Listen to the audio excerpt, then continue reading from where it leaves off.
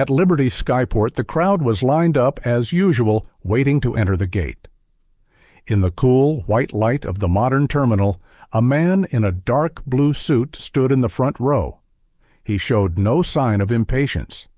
His gaze was calm. In his hand was a fully valid first-class ticket. When it was his turn, he handed his documents to the staff member. The woman named Angela Miles hesitated slightly when she looked at him. The professional smile on her face suddenly faltered. "There's something not right," she whispered before pressing the secret alarm button beneath the counter. Within minutes, Nathan Cole, CEO of one of the largest tech corporations in the United States, was treated like an imposter. No one in that area knew who he was, but what they didn't expect was that just a brief message he sent from the waiting lounge would send shockwaves through their entire aviation system. When security forces arrived, Angela spoke in a flat tone, saying that there had been several cases of fake tickets recently, and that his ticket seemed suspicious. Nathan didn't argue. He simply responded calmly that his ticket was entirely valid, but that wasn't enough. Two security officers, Marcus Dean and Darren Lee, asked him to follow them for further checks. They weren't loud nor rude, but the looks from the people around spoke volumes. A well-dressed black man detained just because of unfounded suspicion. In the distance, Tyler Brooks, an intern wearing a Phoenix Command Center ID badge, stood still watching. He knew exactly who that man was. Nathan Cole wasn't an ordinary person.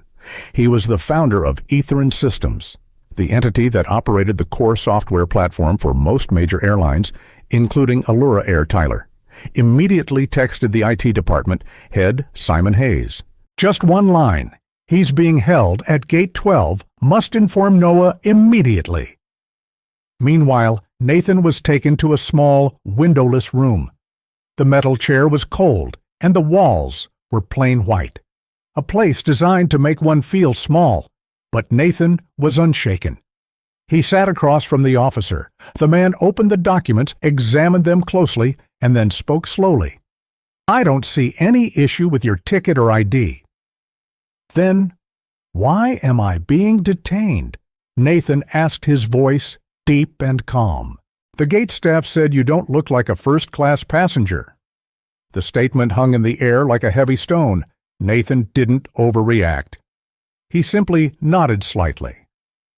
"I'll wait a bit longer," he said. Then he took out his phone and sent a short message. On the screen, the reply appeared, almost immediately. "Protocol. Atlas activated. Containment. Initiated outside." Tyler couldn't stop thinking about what he had just witnessed. He knew this was no mere misunderstanding. And for someone like Nathan, this wasn't the first time, but it very well might be the last time they dared to do this. At the age of 11, Nathan Cole could program basic code just by using old books from the local library. A year later, the young black boy, living with his grandmother in a poor labor district in Cincinnati, wrote an algorithm to sort her shifts, helping her keep track of her night shifts at 3 different jobs. He didn't brag about it. In fact, no one asked. In class, he was a silent shadow. The teacher described him as unfocused, and his classmates gave him silly nicknames. Nathan soon realized that if he spoke too confidently, people would call him arrogant, but if he stayed silent, he would become invisible. There was no real option to protect him from the scrutinizing gazes of those around him, those who weren't accustomed to such a smart black boy. One winter day in a noisy classroom under flickering lights, Mr. Holloway, the math teacher, happened to see Nathan solve an equation that no one else in the class could. After class, he called him out into the hallway and asked quietly, "You didn't copy this from somewhere, did you?" "No, sir, it's just—" "I saw the pattern," Nathan answered, his voice light. "Do you often see these patterns?" Almost always, Mr. Holloway nodded, saying nothing more. But 2 weeks later, Nathan received an invitation to join a national science mentorship program. The application wasn't submitted by him. No one explained who sent it, but he knew that program opened the first door scholarships, laboratories, and then investors. Each step forward, Nathan received praise, along with surprise. Impressive, especially given where you come from. He learned to smile, just enough seize the opportunity, but never forgot where he came from. Years later, Nathan built Airline systems from the ground up. His software coordinated operations not only at airports but also traffic lights in over 70 cities. Yet moments like the one at Gate 12 kept repeating the doubtful looks, the unspoken words, but loud and clear. It wasn't because of who he was. It was because they thought he couldn't be someone like that. This time, he wouldn't walk away quietly. He would respond with data, with strategy, with purposeful silence. At the Phoenix Command Center, the headquarters of Allura Air, a morning meeting was taking place when an urgent message appeared on Calvin Shaw's phone, the operations director. He frowned. A serious incident had occurred at Liberty Skyport. A passenger named Nathan Cole had been escorted out of the first-class area by security. In the meeting room, Marissa Chan, the communications head, froze when she read the message. Danica Reed looked up from her documents, her eyes filled with concern. "He's the one who built our internal system platform," Danica said. "If there's any sign of discrimination, we need to handle this very carefully." Wesley Grant, the current CEO, waved his hand dismissively. "We issue a standard statement. Say it was a misunderstanding. It'll blow over. Not with someone like Cole." Danica replied slowly. "He won't go online and call us out. But if he stays silent, that's what's scary." Thomas Vance, a seasoned director, shrugged. He was detained for 5 minutes and still made his flight. What's the big deal? But Danica felt something was very different. Meanwhile, in the tech floor, Simon Hayes was glued to the main screen. Lines of error code started overlapping in a strange way. Noah Kim, the lead engineer, stood up abruptly. "Something's wrong.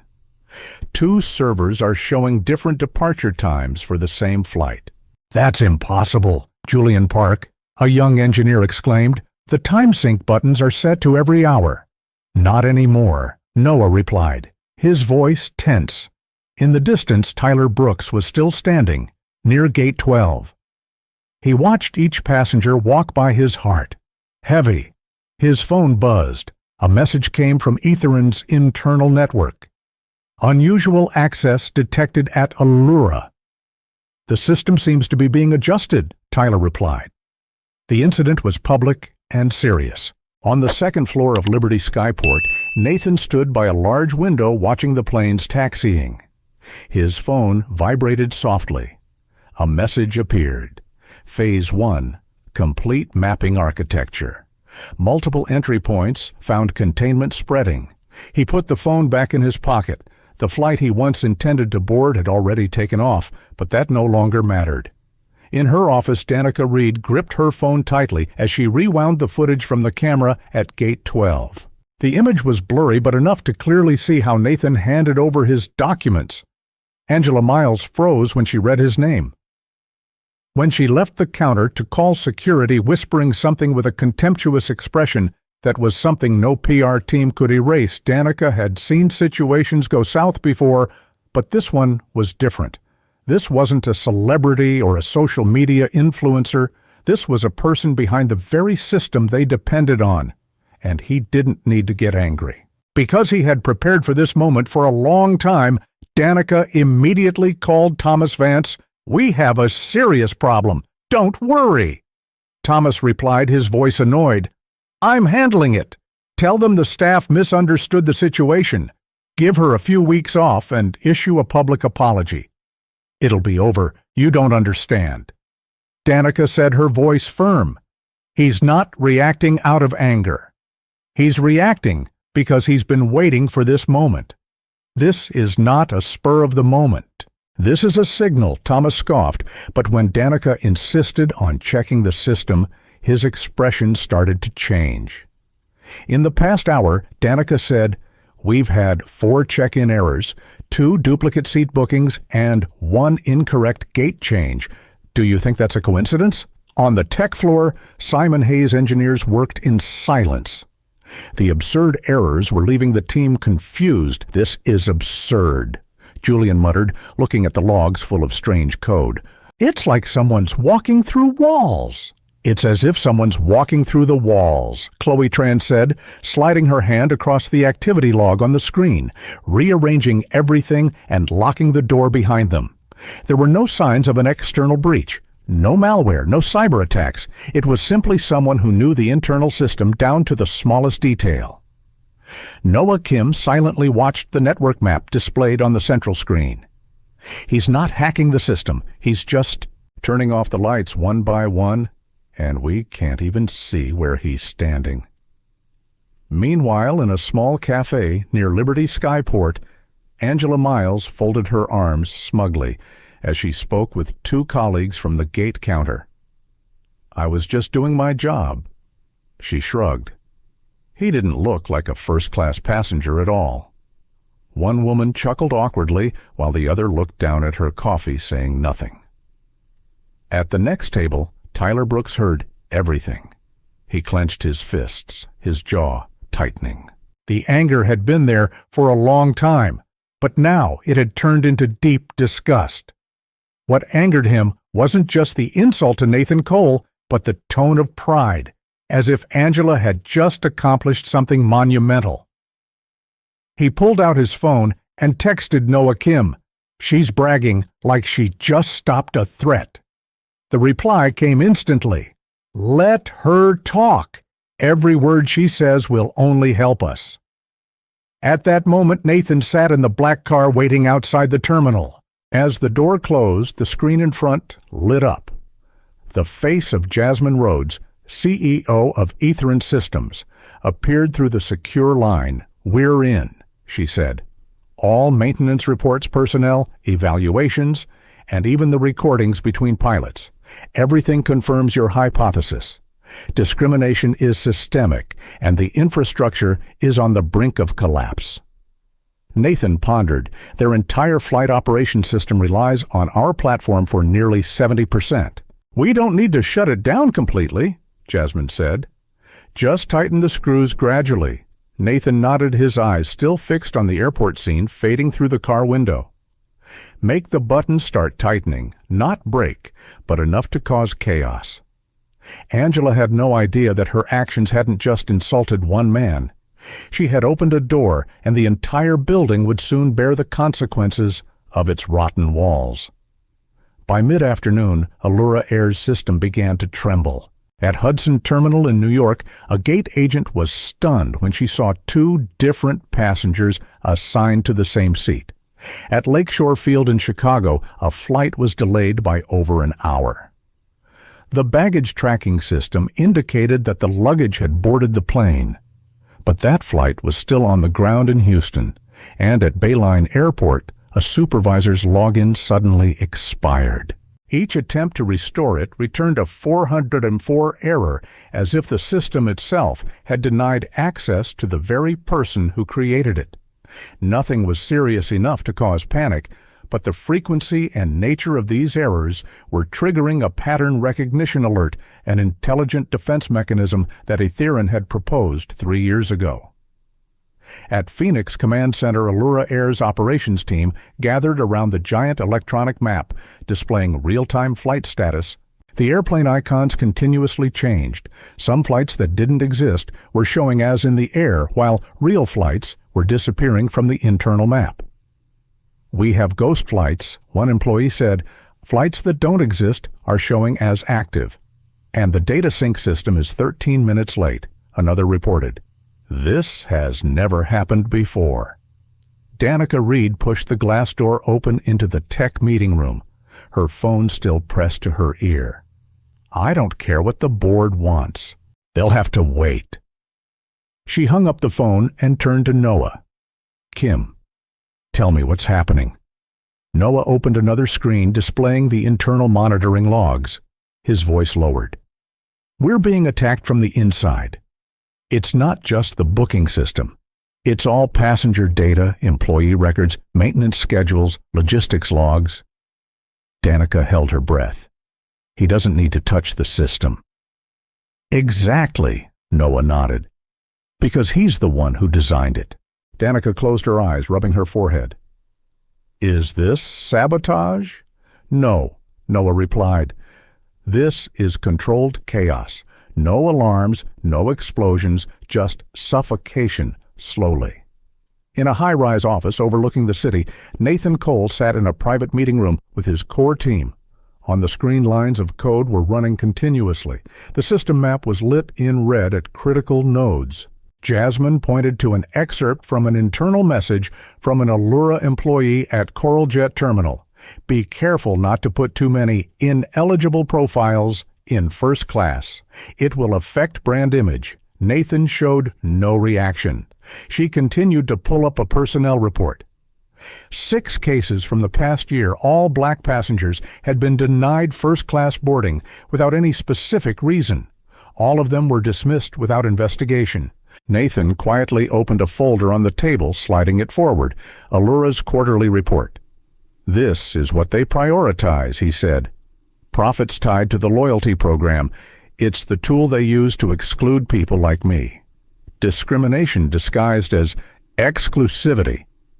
Jasmine said. Nathan nodded, just as a message from Tyler Brooks appeared. Angela is still bragging about her exception detection skills. She's proud, as if she just stopped a terrorist attack. Nathan forwarded the message to Jasmine. We can use this, she said, but we need to protect Tyler. Nathan said he'll be the first to take the fall outside the airport. Tyler stepped out for some fresh air. In his mind was everything he had heard, seen, and stored. This was no longer just a mistake. It was a structure, a model built up, and the person they once thought didn't belong. There was the one now pressing his hand into every crack in the wall. Meanwhile, Wesley Grant was still sitting in the highest office, a half-smoked cigar and a quiet news ticker running beneath it. Allura Air faces backlash after racial discrimination incident at boarding gate. The door swung open. His assistant entered. Pale-faced. You need to see this, she said, handing him a tablet. Thomas Vance snatched it, annoyed. The screen displayed a video from Gate 12, the version with subtitles. Every glance, every gesture, every unspoken word. The entire system quietly collapsed without the need for a single explosion. Every glance, every word, and even the silences, all were captured in the video from Gate 12. When the clip ended, Thomas Vance stood frozen, his jaw tightened. Where did this come from? He asked. Someone leaked it to the press. The assistant replied, 2 major news stations have aired it, and there will be more. Thomas stood up, walking slowly toward the window. A plane had just taken off, turning through the sunset sky. What he didn't know was that this would be one of the last flights of Allura Air, leaving on time for the entire upcoming week. At 6:42 p.m. at Pacific Air Hall, Allura's main terminal in Los Angeles, the central system encountered a major failure. All the gates lost access to real-time passenger lists. Within minutes, 4 flights were delayed. 2 groups of passengers were sent to the wrong gates, and a customer service kiosk froze mid-payment, causing over 50 people to be charged double. The technical staff frantically rebooted the system, contacting supervisors, but every attempt fell into a void. At the emergency meeting room of Phoenix Command Center in Atlanta, Allura's senior management gathered. The atmosphere was thick, tense, chaotic, and full of blame. Richard Lane, the chairman of the board, tapped his hand on the table, quickly scanning the reports that had been hastily printed. I want someone to explain. Gerald Beck said sharply, why is our system falling apart like this? Our reputation is being buried out there, and the CEO still remains silent. All eyes turned to Wesley Grant. No longer the confident figure he usually was, his tie loose and his eyes sunken. He tried to remain calm. We've contained the worst of it. We've suspended the involved employees, issued a press statement, and the PR team is handling media. As for the system, Gerald retorted, our system just directed planes to closed gates. The booking algorithm arbitrarily downgraded VIP passengers to economy class. And there's a series of leaks. That's the hottest topic on business forums. Thomas was about to speak, but Gerald raised a hand to stop him. No more words. I want the truth. At that moment, Danica Reed entered, holding a printed report. Her face was pale, but her voice was steady. We've traced the source. She said, this isn't some random system error. This is a deliberate strategic chain of actions, coming from the very internal architecture we're using. She placed the report on the table and looked directly at Gerald. It's Nathan Cole. The room fell silent. He hasn't done anything illegal, Danica continued. He's just using the access we granted him when Etherin was still providing the system. He didn't hack it. He's just withdrawing support, bit by bit. Why one of the board members asked, not for revenge, Danica replied, but to reclaim responsibility, not just for him, but for society.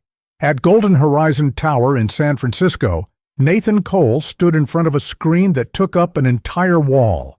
The operational map of Allura flickered red in multiple areas: New York, Atlanta, Denver, Los Angeles. Beside him, Jasmine Rhodes skimmed through system logs and flagged internal messages. They've issued an apology, she said. Public brief hollow. No acknowledgement of responsibility. No mention of policy. Nathan didn't respond.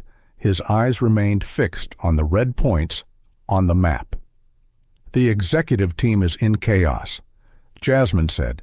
They're arguing over whether to fire Thomas immediately or wait until the crisis passes. Nathan moved closer to the screen, tapping on one of the alert points. Activate Phase 2, he ordered. Jasmine nodded. She was already prepared. At the command center, internal archives were unlocked. 6 years of ignored complaints, 5 cases of racial discrimination, buried 4 sexual harassment cases, silence through non-disclosure agreements, and fabricated maintenance reports all were decrypted. They're monitoring at least 9 planes, Nathan said, and they'll definitely try to cover it up like they always do. We're not sending it to them, Jasmine replied. We'll send it straight to the press, all at once, tomorrow morning. At the airport, Tyler Brooks sat alone in the break room, scrolling through the explosive posts on social media. The video of Nathan being detained at Gate 12 had been slowed down, subtitled and shared over 100,000 times. But what stood out more were the accompanying stories, screenshots of emails, complaints from other passengers, all with the same tone, the same pattern. A message appeared on Tyler's personal phone. The sender was anonymous. Thank you for your silence. But remember, employees who breach security will be reviewed. Tyler's heart sank, but then another message came in shortly after from a different number. Don't be afraid. You did the right thing. And you are not alone. Tyler sat still. Between 2 worlds, one side was punishment for daring to notice, and the other was a quiet wave ready to protect him. The crisis Allura had tried to suppress was growing uncontrollably. Nathan Cole never appearing in public, never speaking out, but holding complete control. As the sun rose on the East Coast, Allura entered a full-scale emergency. The night before, a number of media outlets received an anonymous package containing thousands of internal documents, emails, minutes, employee records, complaint forms, all telling the same story in different forms. Racism hidden in vague terms, safety measures, neglected violations, covered up with settlements, and silence. That morning, CNN aired the story, Allura Air Faces, accusations of racial discrimination and internal wrongdoing. Leaked records show systemic failure. NBC followed shortly after. Whistleblower documents show first-class customer classifications based on race. Then came the final blow. National Business Channel aired a recording from a training session with an Allura director. The image of first class is vital. We want the premium area to reflect the brand and the loyal customer base's expectations. Social media exploded with the hashtag Allura exposed former employees, passengers, and anonymous sources. Everyone started speaking out, screenshots, testimonies, chat logs, All began pouring out. The truth was no longer silent. Even a former Allura pilot stepped into the spotlight. In a confidential interview, he revealed an unofficial memo that had circulated internally. It instructed flight crews to report any ineligible profiles that appeared in first class for identity verification, even if they had valid tickets. At Phoenix Command Center in Atlanta, the boardroom was no longer a place for strategic planning. It had turned into a battlefield. Richard Lane, the chairman, slammed a thick stack of files onto the table. "This is federal-level investigation," he said loudly. "Discrimination, flight safety violations, abuse of non-disclosure agreements, and now, public threats, maintenance cuts. Do you think this wouldn't come to light?" Wesley Grant looked exhausted, dark circles under his eyes and a hoarse voice from staying up all night. We never approved that he tried to defend. Just a few managers acting on their own. No. Gerald Beck interrupted. The documents say otherwise. This isn't an isolated incident. This is a culture you either created or allowed to develop without interference. In the midst of the chaos, Danica Reed received a secret message from Jasmine Rhodes. "Everything depends on your next move. Nathan is ready to negotiate. If you're willing to listen, if not, he'll finish this." Danica looked up from her screen. Her expression was unreadable, but her gaze was clear.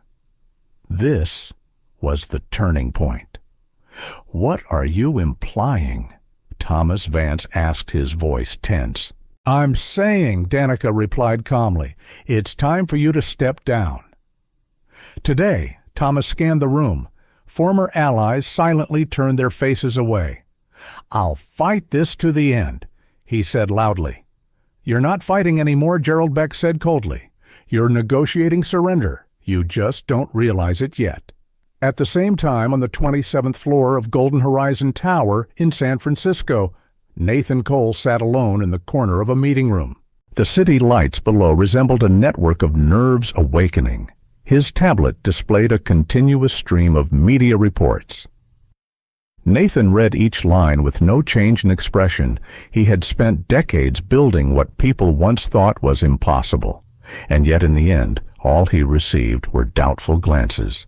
At the ticket gate, in the skies, and even in the offices of the businesses operating on the technology he created. For him, this war had never been about revenge. It was about balance. It was about truth. His phone vibrated. A message from Jasmine. "The board has voted Thomas has been removed. They want to meet with you." Nathan replied briefly, "We'll talk on my terms." In a small conference room at Liberty Skyport, Tyler Brooks was summoned to Human Resources under the guise of a routine evaluation. But when he entered, he found two unfamiliar men, one holding a file labeled "Legal." "Do you know why you're here?" one of them asked. Tyler remained silent. "We're investigating a data leak. Your name is involved." Just as Tyler was about to speak, the other man's phone rang. He looked at the screen.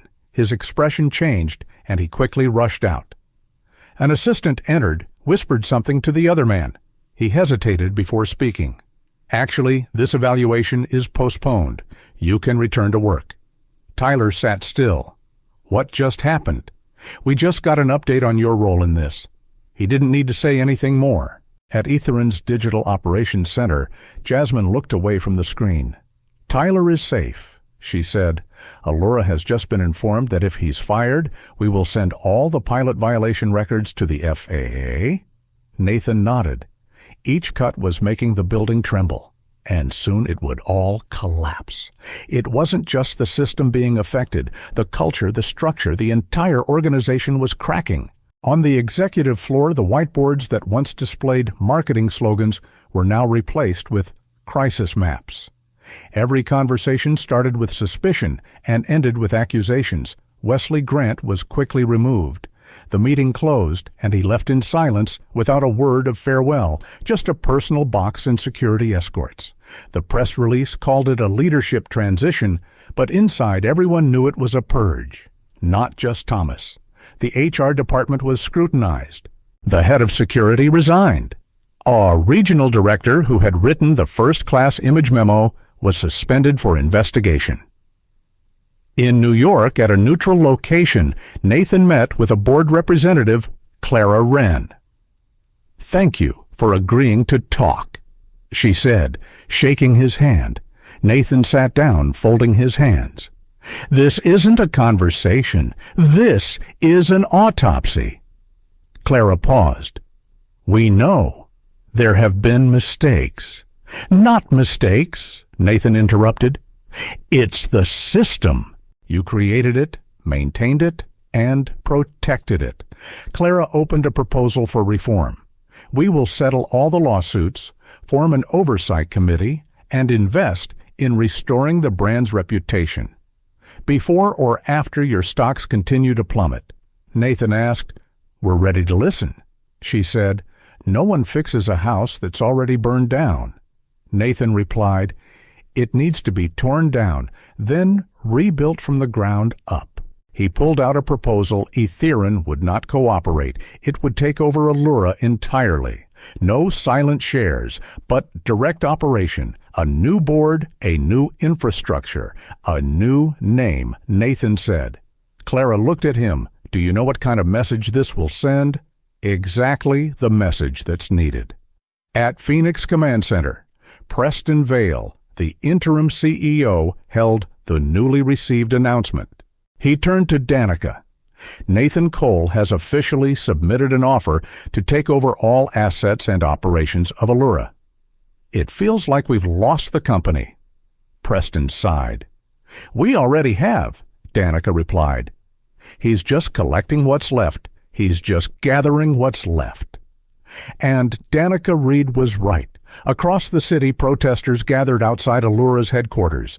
They held up cardboard signs, but the weight of their message was stronger than steel. "It's not mismatched records. It's my skin color. They don't look at the ticket. They look at my skin." From the high floors, the remaining employees huddled behind curtains, looking down at the crowd below. Some recognized familiar faces who had once been their passengers. Others bowed their heads because they had stayed silent when the events unfolded right before their eyes. On the media, Nathan Cole had not made a single statement. No posts, no press conferences. But his team was everywhere, verifying information, protecting whistleblowers, and sending internal documents to trusted journalists. They were always one step ahead. One specific document caused shockwaves throughout the industry.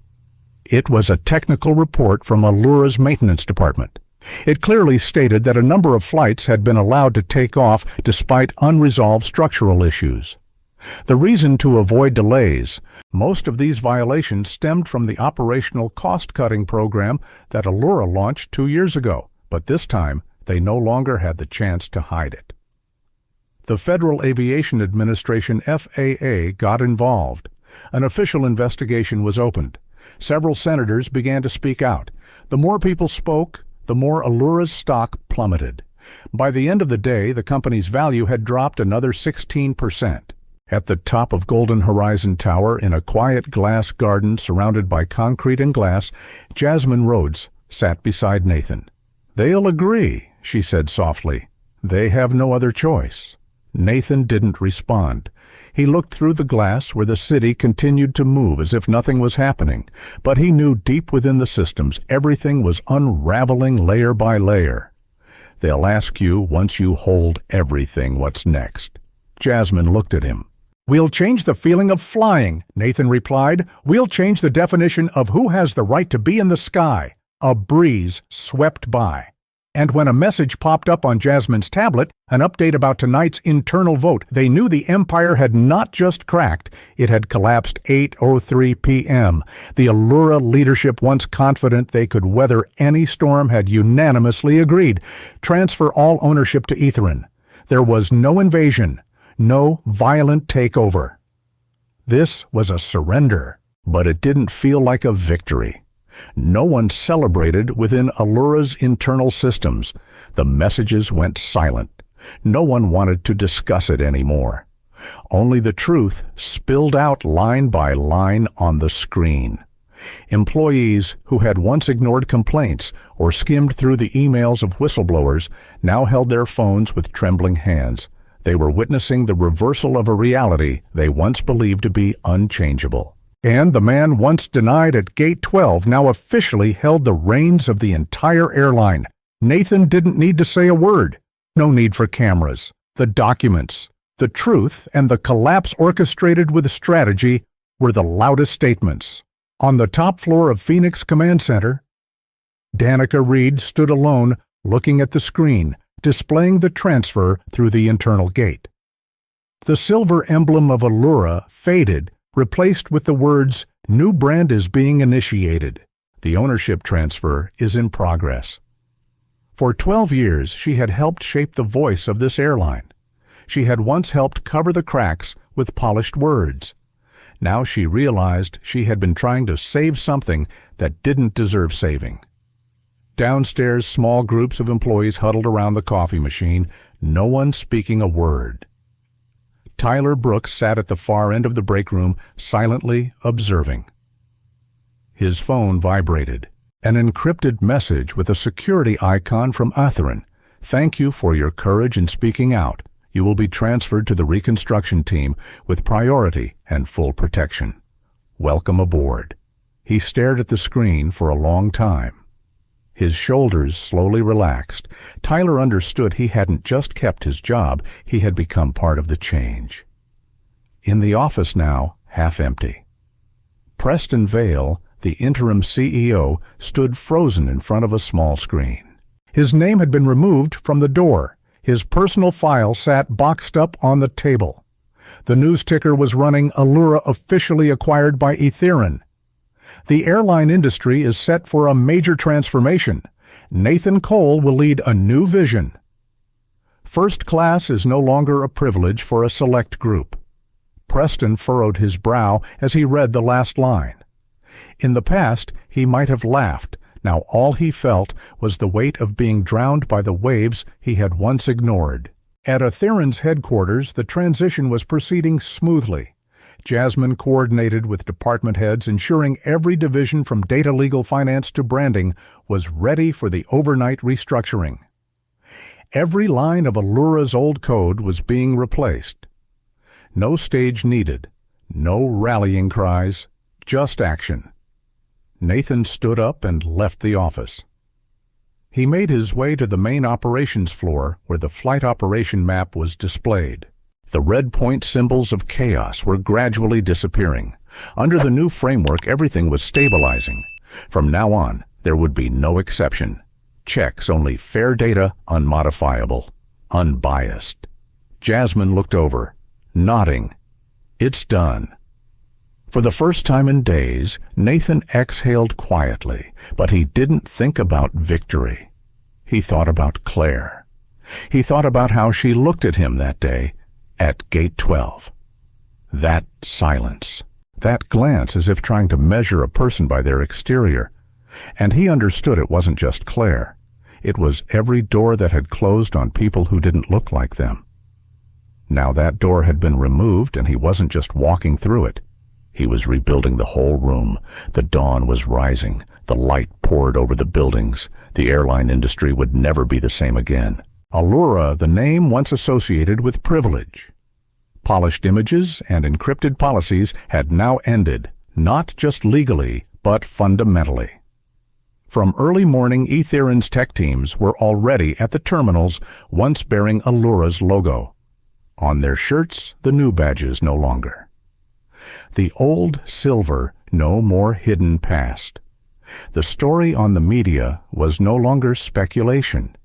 It had become the truth. All the major news outlets now referred to the former airline under a new name, Cole Air, a quiet tribute to Nathan Cole's late father. No public announcement, no advertising campaigns. The name simply appeared quietly in internal memos and was confirmed by Airline's spokesperson. But it was this simplicity that conveyed the spirit of the new chapter: transparency, equitable access, and a rightful presence in all public spaces. In a glass-walled conference room at Washington Airport, Claire Bennett sat across from two Airline ethics investigators. No lawyers, no protective barriers. Just the truth. Just 3 days ago, Claire had been an ordinary employee. Now her name was tied to one of the most shocking cases of discrimination in the airline industry. She had deleted her social media accounts, turned off her phone, and told herself she had just been following protocol. But Owen Slate, the man sitting opposite her, shattered that illusion. There was no rule that required you to question a valid boarding pass. He said calmly, "You chose to do that." Claire stiffened slightly. "I treated all passengers fairly." Then, "Why were most of the people you stopped all black Darren Wells?" the second investigator continued. "And why was none of them ever found to be wrong? Why did you smile when you called security that day? There was nothing left to say." Darren pushed a stack of files toward her. Inside were the complaint forms Claire had thought had been overlooked, but now they were back. Outside, the old signs were being removed. The customer service desks were retrained with new greetings. An electronic board above the gate displayed the message, "Welcome to the new standards of aviation." In another part of the terminal, Tyler Brooks stood with a new team of coordinators. The new navy blue uniforms with gold trim made him look more mature, no longer an intern. Now he was part of the internal operations restructuring team responsible for improving passenger experience and monitoring subtle biases. In the past, a new employee, Lena whispered, is the new CEO, the one who used to work here. Tyler nodded. "It's him. I've never seen change happen so fast." Because Tyler replied softly, "No one like him has ever been in charge."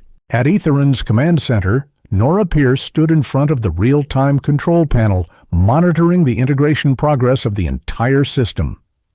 Each checkmark lit up green, indicating each area had fully complied from hiring complaint reporting to passenger categorization. Nathan entered his coat still draped over his arm, but his presence was enough to focus the room.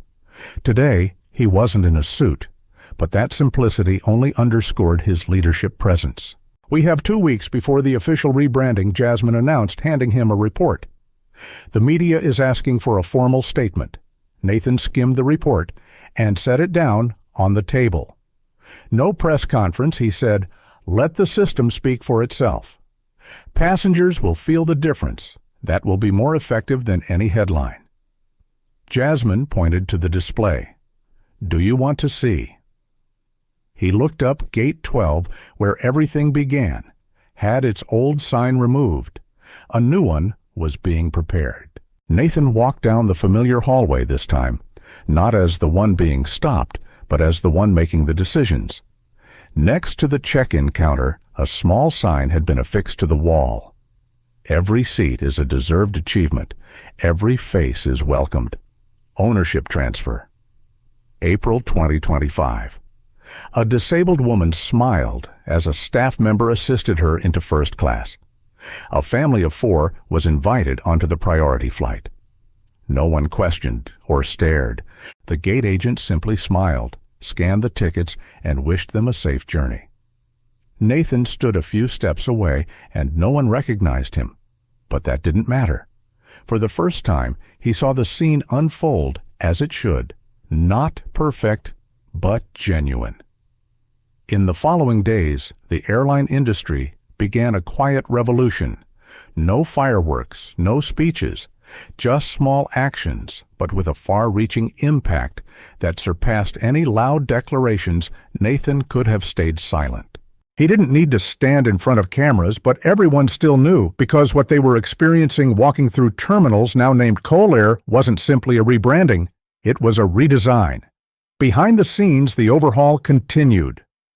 All of Allura's former divisive policies were dismantled. A new aviation ethics unit was established. They introduced a passenger neutralization process, replacing emotional judgment with an encrypted verification system. No more exception checks, no more silence between the swipe of a ticket and the suspicious glance. Just clear information: passengers would board no conditions.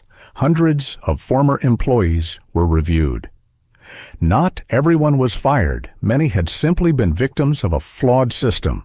But those who had abused their power, those who had gone beyond what was required, were quietly removed. As a reminder, internal training programs were also completely revamped. It used to focus on loyalty, brand image, and ceremony. Now, the new program was called Passenger Standards. The content was created by educators, civil rights experts, and behavioral psychologists. The goal was to dismantle biases, to listen without judgment, and most importantly, to see the person, not the label. Completing this course was no longer optional. It was a prerequisite to continue working. In a company-wide live-streamed meeting, Nora Pierce stood in front of the camera. Not Nathan, not the CEO, not the lawyers. Jasmine Rhodes, who had been with Nathan from the beginning, was the one delivering the message.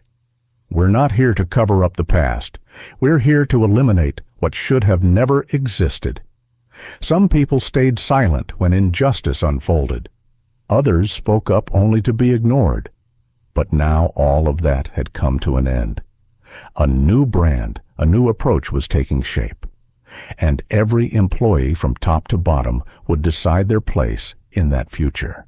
This message echoed through every clip shared across the internal network and the media. Not out of fear, but relief. For the first time, the silence in the airline industry began to crack. Passengers began to notice something had changed. It wasn't just the new paint, the new uniforms, or the different name tags. It was the small but meaningful actions. A mother leading her 2 children was helped before she even had a chance to speak. An elderly couple in economy class was upgraded to first class after a delayed flight, not because of status, but because of respect. A young black teenager traveling alone was greeted by name. At the boarding gate, no questioning, no probing. This time, social media wasn't erupting because of a scandal. Instead, there were quiet posts. I thought I would be interrogated like every other time. But no.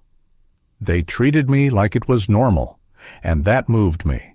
A man wrote, "I used to fly with Allura in fear, but today I'm flying with Coalair, and I no longer feel doubt. No need for promotional slogans. The phrase repeated by those once hurt. The difference isn't in the service, but in the absence of suspicion." In his office, Nathan Cole read those lines in silence. Through the window, the sky was lit with the deep blue and white of the afternoon light. He didn't need a victory celebration. What he wanted was simply relief that the quiet worries, the invisible pressures he and so many others had borne when walking into an airport, were slowly dissipating. Not immediately. Not everywhere, but at least the atmosphere was beginning to change. He remembered his father's words, "The sky belongs to every sunbeam." It's just that sometimes the earth forgets that. Now at last, the sky remembered. 10 days after the takeover, a small ceremony took place at Gate 12 of Washington Airport. No press, no stage, no microphone. It wasn't crowded, just a few individuals, but each one carried a story. A new sign had been mounted, not to advertise, but to honor. Not the famous names, not the leaders, but the passengers. Those who had been stopped, downgraded, or silently refused under the so-called exception assessment protocol. Names that had never been mentioned, but this time they would not be forgotten.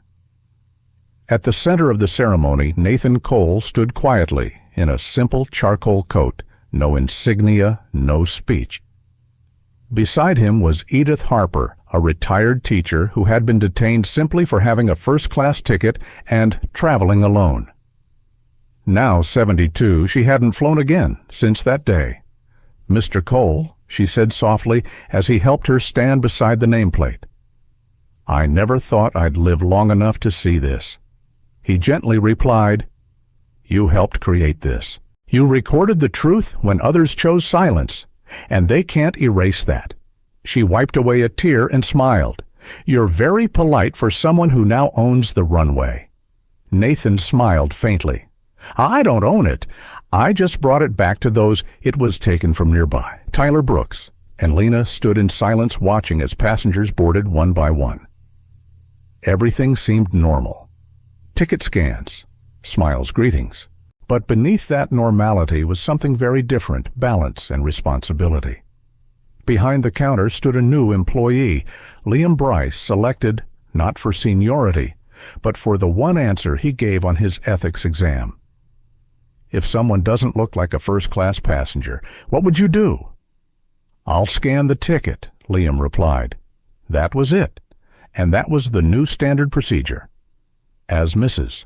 Harper, whose real name was Lillian Owens, boarded first, Liam Bryce smiled and said, "Welcome aboard, Ms. Owens." Seat 2A opened before her. She paused for a moment, as if unaccustomed to being welcomed into a space that had once been closed to her. Then stepped on Nathan, stood watching each person walk by. No furtive glances, no silent questions, just movement, order, and respect. At Ethering's command center, Jasmine Rhodes received the final confirmation. All Colair gates had completely replaced the old screening procedures. 3 weeks ahead of schedule, she nodded softly, then reopened a file from the first day. The report of Nathan's incident at Gate 12. The final stamp had been placed, resolved, held accountable. The system had been rewritten, but the story didn't end there. The Federal Aviation Administration, FAA, began inspecting the entire industry. Other airlines scrambled to audit internally. CEOs were questioned. Investors asked not just about policies, but behavior. At schools across the U.S., black students began writing about Nathan Cole, not just because he was a brilliant entrepreneur or engineer, but for a deeper reason. With calmness, knowledge, and patience, he had shaken a system of injustice. An education magazine published an article. The man who didn't need to raise his voice because he had raised the standard. That evening, when the last Colair flight landed in Los Angeles, Nathan stood alone by the office window, gazing at the city lights. He knew there was much more ahead. Culture doesn't change overnight. Prejudice doesn't disappear with a policy. But he also understood this. The sky was no longer a place to judge him before takeoff. Now it was the place where everyone had the right to fly. The sky, which once judged a person before they even took off, was no longer the same. It had become what it was always meant to be: open, fair, and deserved. And this was just the beginning. It had been a month since the incident at Gate 12. A month since a man had quietly been told, not through loud words, but through looks and attitudes, that he didn't belong in the seat he had paid for because of his name, his clothes, and his appearance not matching the expectations of first class. In that month, the world had changed. Not with loud revolutions, but with quiet ripples spreading from one gate to boardrooms, media classrooms, and families. Now, from the East Coast to the West Coast, Colair flights operated with a calm rhythm, no longer burdened by the invisible rules that once hid behind policies.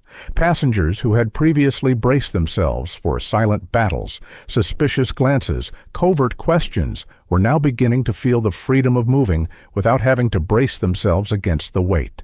At the highest floor of Etherin, Nathan Cole wasn't celebrating, nor was he sitting on top of a peak of glory. Instead, he sat facing a newly formed advisory board, not from the executive ranks, but consisting of educators, civil rights lawyers, social workers, disability activists, and even people who had experienced the struggles airlines rarely acknowledged. Until the scandal broke. Facing him was Aisha Caney, a transportation equity expert from Baltimore, speaking boldly. "Miss Shaw, Cole, if we only focus on making Colair better than Allura, "We've failed. You have a foundation that very few CEOs have. If you don't build a system strong enough to survive after you leave this change, we'll die with you." Nathan nodded. "That's exactly why this board exists. I don't want a clean airline. I want a standard that is protected." Samuel Holt, a longtime wheelchair user and frequent customer, spoke up. "If you want to expand this mission, it has to include true accessibility, not just compliance. A standard that doesn't make people like me crawl down the aisles anymore." Nathan didn't argue. He took notes, asked questions, and listened. That's how he led, by first being silent, then moving to action. Over the next 2 hours, the meeting discussed everything from seat allocation to racial bias in the crew language barriers and handling emergency situations. At the end of the meeting, Nathan walked to the whiteboard and wrote out the 3 core values of the new airline. Neutral access to all services. Protection from behavioral judgments based on biases. Respect for passengers as the highest priority above operational targets. This isn't a slogan, he said, this is law, and they will be integrated from software to people, no exceptions. That night, as he left the building, Nathan walked through the central data hub of Ethereum. The lights from hundreds of servers kept Coalair running. From a system once used for exclusion, the lines of code had reversed their role, detecting discrepancies, monitoring employee behavior tracking. Interactions at the gate, not to control people, but to protect the truth. At Washington Airport, a journalism student named Isaiah Dunn from Howard University arrived at Gate 12 with a small camera, not to chase views, but to do a documentary project titled "What Changed the Sky." He didn't expect to get in, but when the security guard saw his student ID and the topic he didn't call for a manager, didn't hesitate. "Go ahead," he said. All day, Marcus filmed not scenes of chaos or confrontation, but of calmness. A visually impaired passenger was carefully escorted to the gate. A young boy asked, "Did Mr. Cole really fly?" A flight attendant replied, "He flies very quietly, just like the way he works." That evening, Marcus posted his first video. No narration, just soft background music. The caption read, "This isn't a protest story. This is the sound of a system working as it should." The video went viral, not for its drama, but for its strangeness. Courage, it turned out, was silence and integrity. 3 months later, the transformation was complete. Allura Air had disappeared entirely, from legal to operational, from name to culture. In its place was Coalair, not just a new name, but a new philosophy woven into every aspect of the airline. Not everyone embraced the change. Some chose to leave, but those who remained understood they were building something real and worthy. On a quiet spring afternoon, Nathan Cole returned to Gate 12. Not to fly, not to protest, but to reflect. He didn't wear a title, didn't have an entourage. Still the same quiet, polished figure. The gate was functioning normally. Children were laughing. An elderly woman with a floral hat was assisted into the priority lane. A Latin father carrying his young child, handing over his ticket, no questions asked, just acceptance. In a distant corner, Claire Bennett sat with her lawyer, no longer an employee, but still requesting one final meeting. Not for work. She knew her career chapter had closed, and Nathan understood fairness looked different now. No more noise, no need for declarations. It had been woven into every brick, every ticket, every greeting at Gate 12. In a quiet corner of the waiting area, Claire Bennett sat upright, her gaze uncertain. She didn't come to ask for her job back. She just wanted one last time to look into his eyes, the man she once deemed unfit. She wasn't sure if he would show up, but when Nathan Cole walked toward her without hesitation, she awkwardly stood up. "I'm not here to cause trouble," she whispered. "I'm not fighting." Nathan replied, "I'm listening." A brief silence. "I didn't think much about that day," Claire confessed. "I just acted the way I was taught, and it affected everything." Nathan didn't get defensive. He simply said, "You weren't taught to see people. You were taught to categorize them." Claire lowered her head. She understood that now no apology would ever be enough to change the past. But Nathan didn't need an apology. He just shared a simple truth. "I didn't create this airline to take revenge on you. I created it so no one else has to become you or face you." He left then not out of coldness, but because the story had ended the right way, not with reconciliation, but with clarity. That evening at Cole Air's new terminal in San Francisco, a small ceremony took place. No media, no VIP guests, only those who had contributed to the change. Whistleblowers, engineers, passengers, former employees, volunteers' names, once forgotten, now engraved on the glass wall by the entrance. In the center was an inscription etched in polished steel. "Every seat is a right. Every face is a welcome. Every journey is a tribute." From afar, Nathan stood watching a group of students board the plane wearing uniforms that read, "Dream big, fly high." He remembered the first day at Gate 12. The silence, the suspicious stares, the feeling of not belonging all once like a blade. Now that feeling was gone, not because someone had been punished, but because the entire system had changed. It was never a battle for a seat. It was a battle for the rules to be applied fairly no matter what your name was, what you wore, or how quietly you stood. As the sunset stretched across the runway, the soft golden light filled the space. Nathan closed his eyes, and for the first time in many years, he felt at ease. This sky at last had become a place where everyone had a seat. Thank you for joining us on Nathan Cole's journey, a man who was silently rejected at the boarding gate, simply because he didn't look like he belonged there. But instead of getting angry, he chose to act with intelligence, with technology, and with purposeful silence. And from the place where he was once excluded, he came back not only to walk through, but to open the door for everyone who had been shut out. This is not just a story about an airline. This is a story about faith being tested, perseverance being proven, and how true fairness can begin with a quiet action, but one filled with weight. Perhaps you've been in a situation like Nathan's, not necessarily at an airport, but in a classroom, at work, or any space where you've felt judged because of your appearance, skin color, or name. And just like Nathan, you might have chosen to stay silent. But you know what? Silence doesn't mean weakness. Silence can be the first step toward change. Today's story gives us a profound reminder. Fairness doesn't come from a perfect system. It comes from the people brave enough to rewrite that system. Nathan didn't seek revenge. He didn't point fingers. He rebuilt from the ground up, and that was the greatest victory. If this story touched your heart, leave a comment. Have you ever experienced the feeling of not being welcomed? Share this video because maybe a friend of yours needs hope. And don't forget to like and subscribe to the channel because here we will continue bringing stories that aren't loud but full of power.